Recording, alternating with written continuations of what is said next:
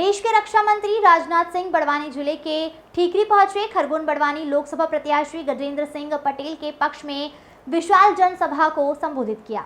रायपुर विधानसभा के पूर्व विधायक व कैबिनेट मंत्री स्वर्गीय देवासिंह पटेल को श्रद्धांजलि अर्पित की गई। संबोधन में कहा कि यूक्रेन और रूस के बीच युद्ध चल रहा है। यूक्रेन में 30,000 भारतीय बच्चे पढ़ते हैं। उनके माता पिता को चिंता हुई युद्ध में बच्चों के साथ कोई घटना न हो जाए।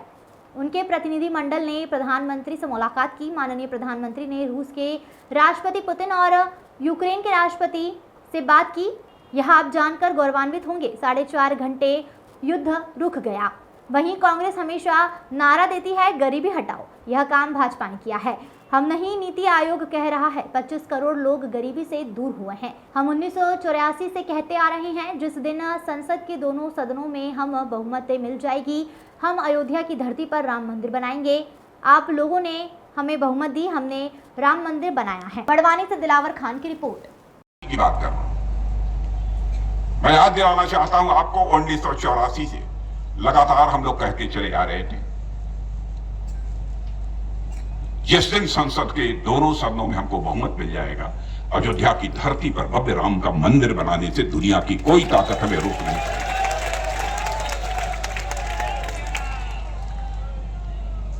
मुझे याद है, एक आंदोलन का नेतृत्व ढांचा गिरने के बाद मैंने किया था।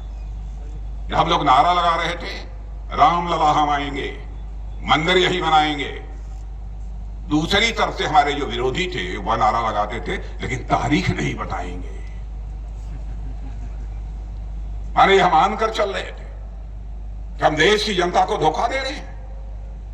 बराबर जनता की आंखों में धूल झोंक कर इन लोगों ने राजनीति हासिल की है और राजनीतिक कामयाबी हासिल की है मेरे बहनों भाई। इसलिए उन्होंने कहा। लेकिन आपने देखा, आपने पूर्ण बहुमत के साथ हमारी दिल्ली में सरकार बना दी बहनों भाइयों, और आज अयोध्या की धरती पर भव्य राम का मंदिर बनकर खड़ा हो गया है।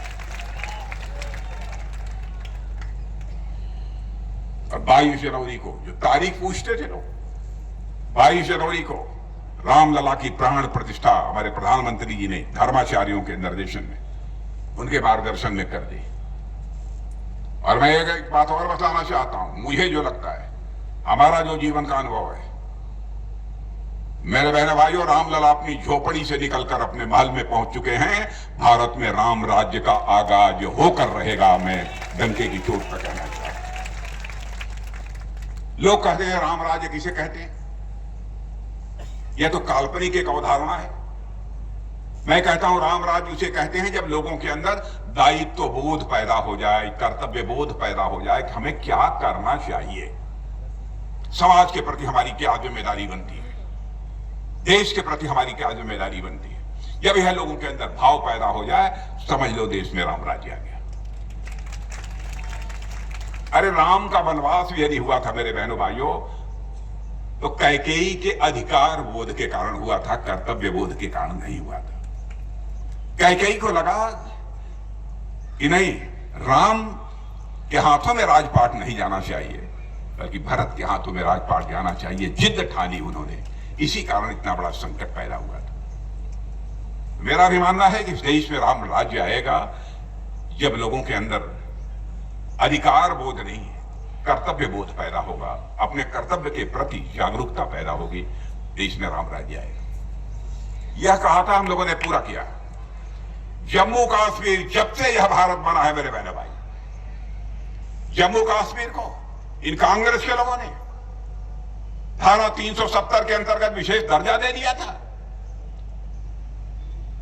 वहां कोई आरक्षण नहीं था, कोई व्यवस्था नहीं थी। जो वहां की सरकार चाहती थी मनमाना करती थी। आतंकवाद बढ़ता रहा, विकास के नाम पर एकदम बिल्कुल ठप था सारा। भारत में रहने वाले लोगों को ही कोरोना का 2-3 टीका लगा है, और इस कोरोना के संकट पर कामयाबी पाने में हम लोग पूरी तरह से सफल। यह है भारत का करिश्मा। और आपने यह भी सुना होगा, रूस और यूक्रेन के बीच, दो देश हैं रूस और यूक्रेन, इनके बीच पिछले 2 वर्षों से अधिक का समय हो गया बराबर लड़ाई चल रही है। रूस की तरफ से मिसाइल, बम, गोले, तोप, और यूक्रेन की तरफ से भी मिसाइल, बम, गोले, तोप चलाए जा रहे हैं। बड़ी संख्या में उनके भी सेना के जवान मरे हैं, वहां के नागरिक मरे हैं। यूक्रेन के भी बड़ी संख्या में सेना मरी, वहां के नागरिक मरे। बहनों भाइयों, आपको मैं बताना चाहता हूं, यूक्रेन में हमारे भारत के लगभग 30,000 बच्चे वहां पढ़ते हैं। उनके माता पिता को चिंता हुई कि रूस की तरफ से लगातार मिसाइल, बम, गोले चल रहे हैं, कहीं हमारे बच्चों के साथ कोई हादसा न हो जाए। बड़ी संख्या में लोग मारे जा रहे थे। मिसाइल कहां गिरेगी, बम कहां गिरेगा, गोला कहां गिरेगा, इसका कोई ठिकाना नहीं होता। उनके माता पिता जो भारत में रहते थे, वो हमारे प्रधानमंत्री से उनका एक प्रतिनिधिमंडल मिला और कहा, मोदी जी चाहे जैसे भी हो, हमारे बच्चे जो यूक्रेन में पढ़ाई कर रहे हैं, उनको किसी भी सूरत में यूक्रेन से आप बाहर निकालिए। मेरे भाइयों, ध्यान से सुनना, करिश्मा कर दिया प्रधानमंत्री ने। प्रधानमंत्री ने चटपट टेलीफोन मिलाकर रूस के राष्ट्रपति मिस्टर पुतिन से बात की और यूक्रेन के राष्ट्रपति मिस्टर जेलेंस्की से बात की। और आपको जानकर खुशी होगी और आप गौरवान्वित होंगे मेरे बहने भाइयों, 4.5 घंटे के लिए युद्ध रुक गया और हमारे 22,500 बच्चे यूक्रेन से चलकर भारत आ गए। यह है भारत की ताकत। दुनिया का कोई देश जो काम नहीं कर पाया, उस काम को करके दिखाया है भारत ने। कांग्रेस की सरकारों को काम करते हुए लंबे समय तक आपने इस हिंदुस्तान में देखा है। और मैं याद दिलाना चाहता हूं, कांग्रेस का एक ही नारा होता था कि हमारी सरकार बनाइए, हम लोग आएंगे, गरीबी को दूर करेंगे। पंडित जवाहरलाल नेहरू जी भी भारत के पहले प्रधानमंत्री थे, वह भी कहते थे हमारी सरकार बनेगी तो गरीबी दूर करेंगे। इंदिरा जी आई, वो भी कहती थी सरकार बनेगी तो गरीबी दूर करेंगे। राजीव गांधी कहते थे मेरी सरकार बनाओ, गरीबी दूर करेंगे। डॉक्टर मनमोहन सिंह जी की सरकार बनी, उन्होंने कहा गरीबी दूर करेंगे। बहनों भाइयों, कोई गरीबी दूर नहीं कर पाया। और जो बात मैं कहने जा रहा हूं, मैं आप सबसे कहूंगा और प्रेस के दोस्तों से भी कहूंगा, मेरी कोई बात गलत हो अखबारों में लिख दीजिएगा। राजनाथ सिंह आए थे, जनता को झूठ बोलकर गुमराह करके गए हैं, हमारी गलती होगी तो मैं इसे स्वीकार कर लूंगा। क्योंकि जनता की आंखों में धूल झोंक कर जिंदगी में मैंने राजनीति नहीं की है। राजनीति की है तो जनता की आंखों में आंख डालकर राजनीति की।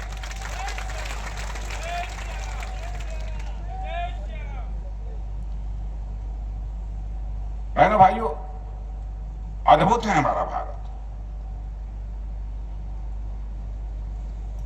गरीबी दूर करने की बात सबने कही, लेकिन पहली बार 8 वर्षों के अंदर ही इस देश के 25 करोड़ लोगों को गरीबी के संकट से बाहर निकालने में कामयाबी किसी प्रधानमंत्री ने प्राप्त की है तो प्रधानमंत्री का नाम है नरेंद्र मोदी। और यह मैं नहीं कह रहा हूं, हमारी सरकार नहीं कह रही है, नीति आयोग कह रहा है। दुनिया की बहुत सारी वित्तीय फर्म्स, फाइनेंशियल फर्म्स जिसे कहते हैं, वित्तीय संस्थाएं कह रही हैं, उनका यह दावा है। बड़े बड़े अर्थशास्त्री कह रहे हैं। अंतरराष्ट्रीय मुद्रा कोष का नाम पढ़े लिखे लोगों ने सुना होगा, बहुत बड़ी दुनिया की संस्था है। उसने कहा है कि भारत ने कमाल किया है, 7-8 वर्षों के अंदर 25 करोड़ लोगों को गरीबी के संकट से बाहर करने में कामयाबी हासिल की है। और एक बात और मैं कहना चाहता हूं, भारतीय जनता पार्टी मेरे बहनों भाइयों हिंदुस्तान की अकेली पार्टी है जो कहती है वह करती है। और मैं समझता हूं आप लोगों के जीवन का भी यही संकल्प हो जाए, प्राण जाई पर वचन न जाई। और मैं कहना चाहता हूं, जो भी हमारा विरोधी होगा डंके की चोट पर, उठाकर हमारे सारे घोषणा पत्रों को देख लीजिए।